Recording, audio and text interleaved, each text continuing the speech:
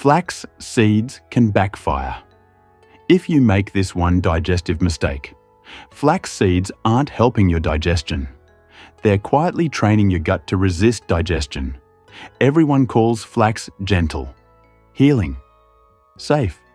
But that advice skips one small digestive detail. Miss it, and flax stops working the way you think it does. Stay with me. This will click soon. You sprinkle flax on oatmeal, blend it into smoothies. Maybe stir it into yogurt because it's good for your gut.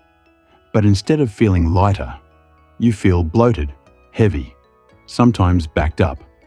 You tell yourself your body just needs time. Or worse, that your digestion is broken. It's not. It's responding to signals. There are 3 digestive mistakes almost everyone makes with flax seeds. They sound harmless. They look helpful. But the third one changes how flax behaves inside your body completely. And if you miss it, flax doesn't move waste forward. It quietly presses the brakes. If this already sounds familiar, stay with me. Mistake number 1.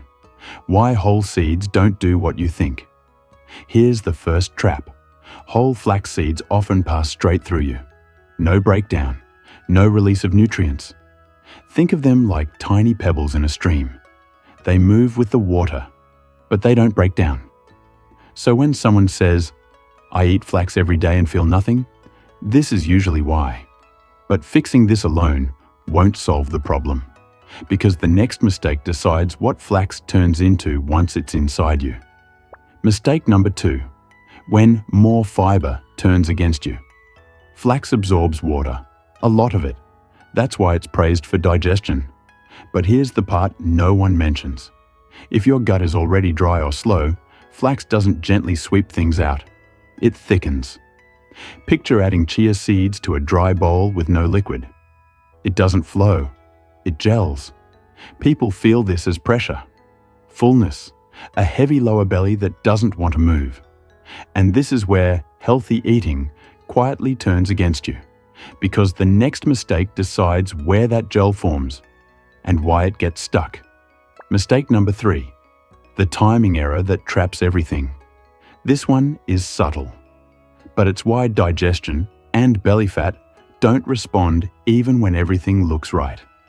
Most people eat flax with meals, or right after. Here's what your body does next.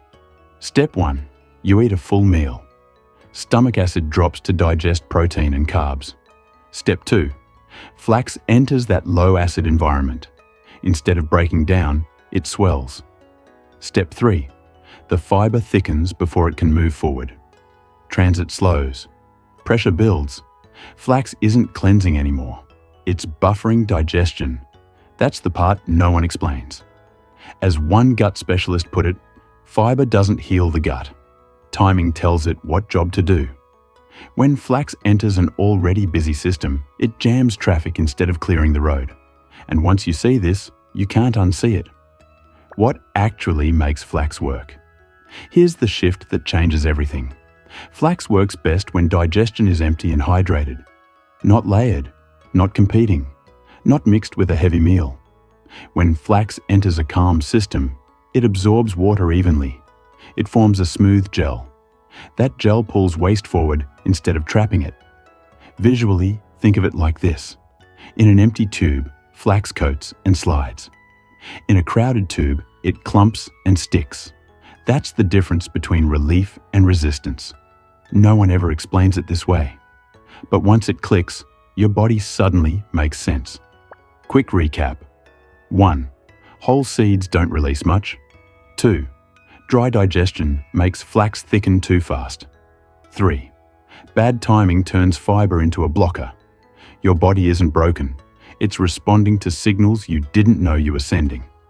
Change the signal, and flax starts behaving like the food it was meant to be. In the next video, I'll break down one morning habit almost everyone gets wrong, and it decides whether fiber heals your gut or quietly irritates it. It has nothing to do with food.